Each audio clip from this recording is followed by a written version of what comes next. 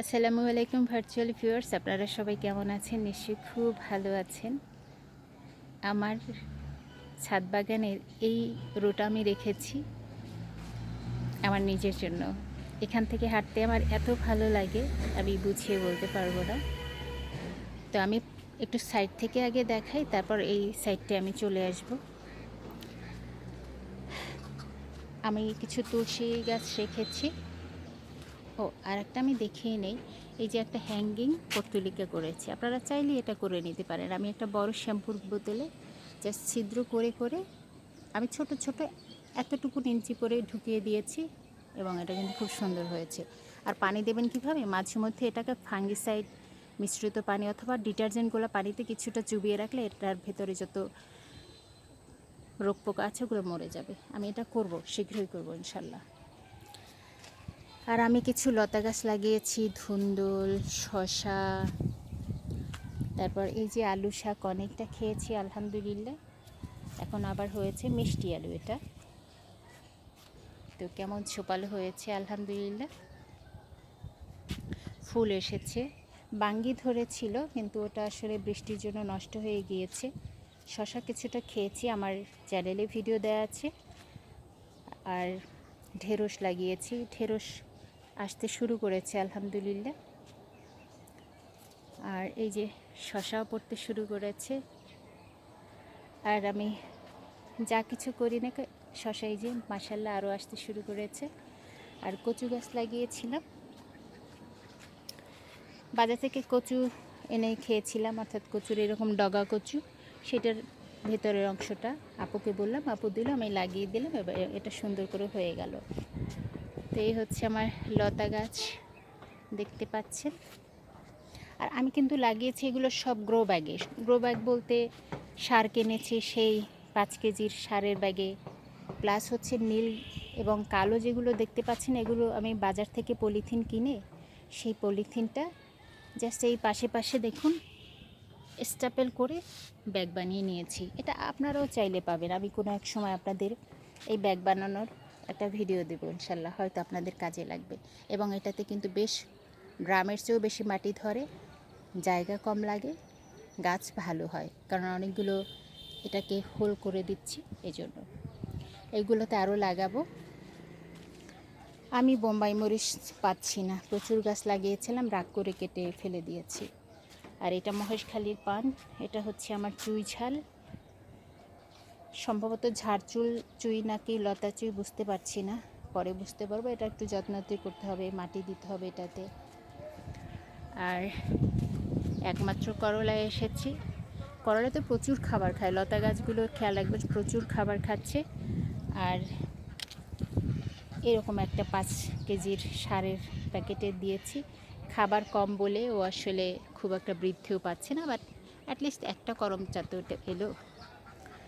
তুলসী গাছ রেখেছি আর সঙ্গনিয়াম রেখেছি। আমি জাস্ট 5 লিটারের ক্যানে এটা ঝুলিয়ে দিয়েছি। দেন আমার ভীষণ ভীষণ ভীষণ পছন্দের পর্তুলিকা, মৎস্যজ বলেন, পর্তুলিকা বলেন, এই টায়রা বলেন, এত ভালো লাগে আমার এগুলি। আমার ছাদ বাগানে অনেক ফুল আছে। আবারও বলি, আপনাদের কোনো আমার এখানের যদি কোনো গাছ থাকে আপনাদের ভালো লাগলে নিশ্চয়ই আমাকে কমেন্ট করে জানাতে পারেন, আর কীভাবে দেয়া যায় সেটা আমি ভাবতে পারি।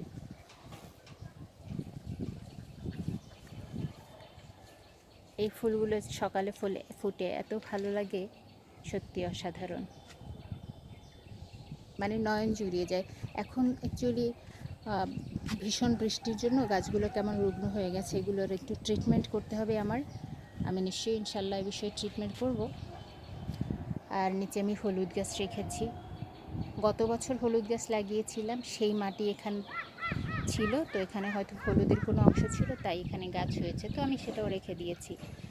আর এটা হচ্ছে মুখী কচু, যেটাকে কিনা ছড়ি বলা হয়, কচুর ছড়ি কিংবা কচুর গাছি, তো সেই ছোট ছোট চোখগুলো লাগিয়ে দিয়েছে, আলহামদুলিল্লাহ কি সুন্দর গাছ হয়ে গেছে।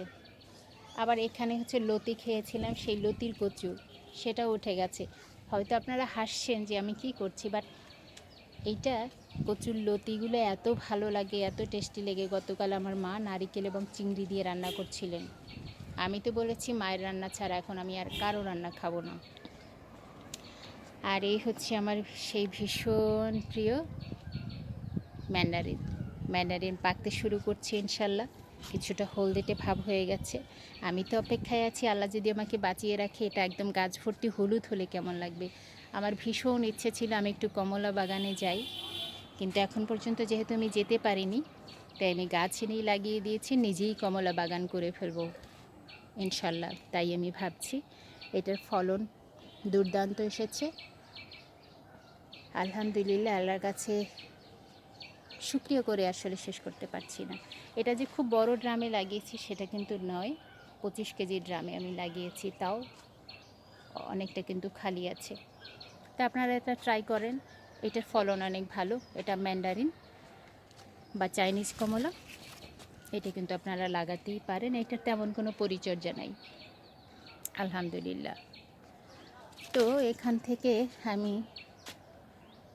আরেকটু সামনে যদি এগোই, এটা হচ্ছে আমার মালবেরি গাছ। এটাকে আমি রিপোর্ট করে দিয়েছি এবছর বলতে কিছুদিন, মাস দুয়েক আগে। গাছের বয়স যদিও 1 বছর, গত জুলাইতে আমি লাগিয়েছি, বৃক্ষ মেলা থেকে কিনেছিলাম। তবে মালবেরি গাছ যত বেশি প্রুনিং করবেন তত বেশি ডালপালা বেরোবে এবং তত বেশি ফল আসবে। যদি একটু দেখাই, আমি এই গাছটাকে একদম রাউন্ড করে ছেটে দিয়েছিলাম। এই যে এই অংশটা এভাবে প্রত্যেকটা ব্রাঞ্চ দেখবেন কেটে দিয়েছি আমি।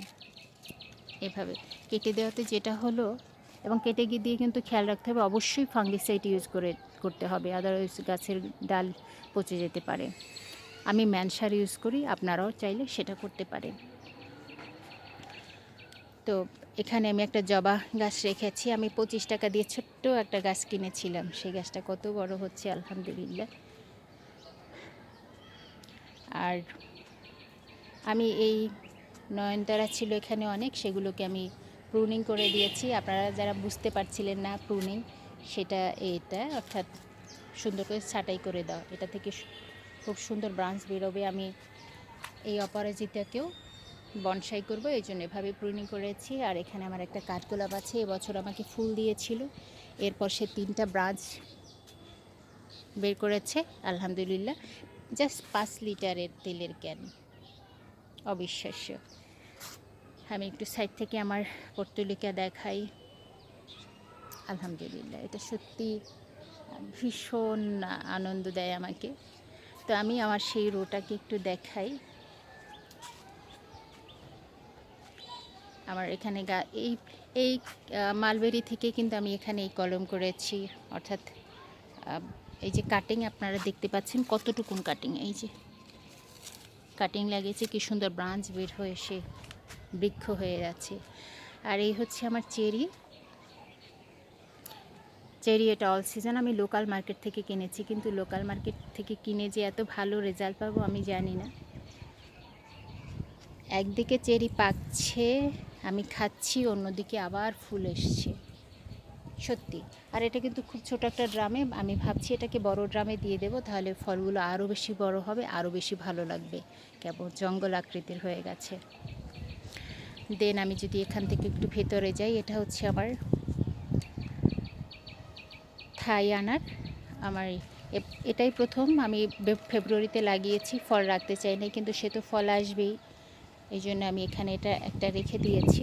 তো দেখা যাক কি হয়। আর সাইডে আমার একটা দেশি ডালিম আছে, প্রচুর ডালিম খেয়েছি, 2টা সিজন আমি ভরপুর ডালিম পেয়েছি। আমি লাস্ট 1 মাস আগে ডালিম পেরে নিয়েছি সব। আর এটা হচ্ছে আমার অস্ট্রেলিয়ান আনার, এই ছোট্ট গাছে আমি রাখতে চাই না, কিন্তু এত ফুল আসে, তো আমি রাগ করে বলছি আচ্ছা ঠিক আছে আমি রেখে দেই। তো কিছুটা ডালিম আমি এখানে রেখেছি, 3-4টার মতো। আর আমার সফেদা গাছ, এটা অ্যাকচুয়ালি ফুল এসে ছড়ে যাচ্ছিল, কিন্তু যখন আমি কিচেন ওয়েস্ট গোড়ায় দিয়ে দিয়েছি, অর্থাৎ খাবার পেয়েছে সে, এরপরে সে ফলটা ধরেছে, কিছু ফল টিকে গেছে এই যে আলহামদুলিল্লাহ। আর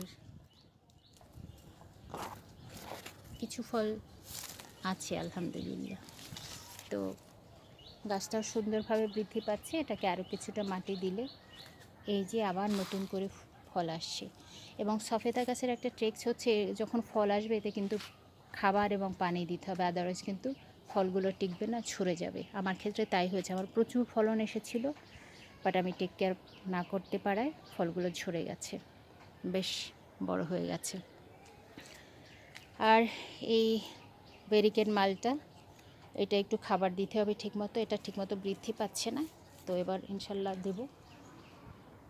আর এটা হচ্ছে আমার মিশরীয় মালটা, আমি একটা মাত্র ফুল রেখেছিলাম দেখার জন্য যে আসলেই কি তাই। হ্যাঁ, আমার ফলটা এখানে টিকে গেছে এবং এটা হলুদ হয়ে যাবে, তো ইনশাল্লাহ আমি পাকলে দেখাবো। আর এপাশে আমার আরও একটা মালটা রেখেছি, এটা বাড়ি 1 অথবা বাড়ি 2, আমি ঠিক বুঝতে পারছি না, আপনারা কেউ বুঝতে পারলে আমাকে জানাবেন। এখানেও আলহামদুলিল্লাহ বেশ ভালো ফল এসেছে। এটা এরকম একটা পটে লাগিয়েছি আমি, ছোট ওই পট, আলহামদুলিল্লাহ। তো রোদের জন্য আমি ঠিকমতো বুঝতে পারছি না, তবে হয়তো বোঝা যাবে বাসাতে গেলে। আর এটা একটা কদবেল, এটা আমি লোকাল হর্টিকালচার থেকেই কিনেছি। এই মালটা গাছটিও, যেটা দেখালাম সেটাও। ও, মেইন থিং যেটা, লেবু গাছের কাটিং থেকে আপনারা কি কেউ চারা করেছেন? আমি জানি না করেছেন কিনা। জাস্ট আমি লেবু গাছ প্রুনিং করে দিয়েছিলাম, সেই ডাল থেকে এই গাছটা আমার হয়েছে। যদি একটু দেখাই, এরকম। সত্যি আমি খুব আনন্দিত এটা করতে পেরে। আমি 2টা গাছ করে জাস্ট 2টা ডাল লাগিয়েছিলাম, সেটা অবশ্যই বর্ষার সময় হতে হবে। বৃষ্টিতে যেহেতু ওয়েদার অনেক বেশি ময়েশ্চার থাকে, তাই ডালগুলো শুকায়নি এবং ধরে গেছে আলহামদুলিল্লাহ। আমার আরও একটা গাছ আছে, আমি সামনে দেখাচ্ছি। তো যা বলছিলাম, কদবেল গাছে ফুল এসেছিল, আমি রাখিনি। আর এই মালটা গাছটা খুব একটা ভালো বৃদ্ধি পাচ্ছে না, তবে হয়তো বৃদ্ধি পাবে আস্তে আস্তে, আমি টাইম দিচ্ছি, টাইম না দেওয়ার কিছু নেই। আর এপাশে কিছু ধনিয়া লাগাচ্ছিলাম, এই বৃষ্টিতেও ধনিয়া কিন্তু ভালো হয়েছে, কেমন এখন ফুলে ফুলে ভরে গেছে, খাওয়া হচ্ছে না তাই। আমি লাগাই কিন্তু খাওয়ার লোক নেই, আমার বাসায় আসলে সদস্য সংখ্যা খুব কম, খুবই কম। যখন বেড়াতে কেউ আসে তখন খাওয়া দাওয়া করে আর কি। এই যে পেয়ারা, এই গাছটা কিন্তু আপনারা লাগাতে পারেন ছাদে যারা গাছ লাগান, কারণ হচ্ছে প্রচুর ফলন আছে এবং এটা একদিকে ফল পাকবে খাবেন, অন্যদিকে আরও ফল চলে আসবে। আমি যদি একটু দেখাই, এই ফলগুলো, এটা চায়না পেয়ারা তো ছোট ছোট হয়, এগুলো ম্যাচিউরড হয়ে যাচ্ছে, এই যে আবার ফুল থেকে ধরে গেছে, আবার কিন্তু এখানে ফুল চলে আসছে, তো এরকম কিন্তু কন্টিনিউয়াসলি হচ্ছে। আর আমি বলবো, এই চায়না পেয়ারা গাছ যদি আপনারা লাগান, সেটা অবশ্যই বড় ড্রামে লাগিয়ে দেবেন। আমি ছোট ড্রামে লাগিয়েছিলাম, সেখান থেকে একটু বড় ড্রামে লাগিয়েছি। আমার কাছে মনে হয় যে এটা বড় হাফ ড্রামে, 100 কেজির হাফ ড্রামে লাগালে বেশি ভালো হয়, তাহলে ফলনটা বেশি ভালো পাওয়া যায়, কারণ গাছটা অনেক বেশি খাদ্য শোষণ করে।